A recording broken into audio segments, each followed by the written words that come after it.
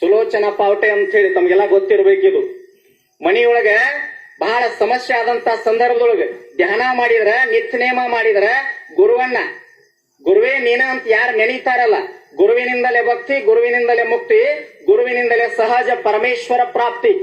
ಗುರುದೇವ ನಿನ್ ಹೊರತು ಅನ್ಯ ದೇವರು ಯಾಕೆ ಅಂತ ಏನ್ ಹೇಳ್ತಾರಲ್ಲ, ಎಲ್ಲಿ ಕುಂತು ಬಾವುರಾಯ ಅಂತ ನೆನೆದ್ರೆ, ಗಿರಿಮಲಪ್ಪ ಅಂತ ನೆನೆದ್ರೆ, ಕಲ್ಮೇಶ್ವರ ಮಹಾರಾಜ್ಗೆ ಜೈ ಅಂತ ನೆನೆದ್ರೆ ಅಲ್ಲಿ ಗುರು ಪ್ರತ್ಯಕ್ಷ ಆಗ್ತಾನಲ್ಲಿಕ್ಕೆ ಈ ಬನಹಟ್ಟಿಯ ಒಂದು ಘಟನಾ ನಾನು ಸಾಕ್ಷಿ ಹೇಳ್ತೀನಿ ತಮಗ್. ಸುಲೋಚನಾ ಪಾವಟೆಯವರು ಮನಿಯೊಳಗೆ ಸಮಸ್ಯೆ ಇತ್ತು. ನಿಜಗುಣಿ ಪಾವಟೆಯವರು ವೈದ್ಯರಾಗಿದ್ರು.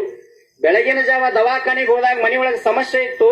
ಅವಾಗ ಅವ್ರು ಏನ್ ಮಾಡಿದ್ರು ಅಂತಂದ್ರ, ಬಾಬುಸಾಹೇಬ್ ಮಹಾರಾಜರು ಎದುರಿಗೆ ಕೂತು ಬೆಳಗಿನ ಜಾವ ಭಜನೆಯನ್ನು ಮುಗಿಸಿ ತೀರ್ಥದೊಳಗ ವಿಷ ಹಾಕೊಂಡು ಮನಿ ಸಮಸ್ಯೆಯನ್ನ ಗಂಡನಿಗೆ ಹೇಳಬಾರ್ದು, ಸಮಸ್ಯೆ ಆಗ್ತದ, ಮನಿ ಹೊಡಿತದ, ನಾನಾ ವಿಷ ತಗೊಂಡು ಸಾಯ್ಬೇಕಂತ ಹೇಳಿ ಬಾಬುಸಾಹೇಬ್ ಮಹಾರಾಜರ ಭಾವಚಿತ್ರದ ಮುಂದೆ ತೀರ್ಥದೊಳಗೆ ವಿಷ ಹಾಕೊಂಡು ಕುಂತಿದ್ಳು ತಾಯಿ.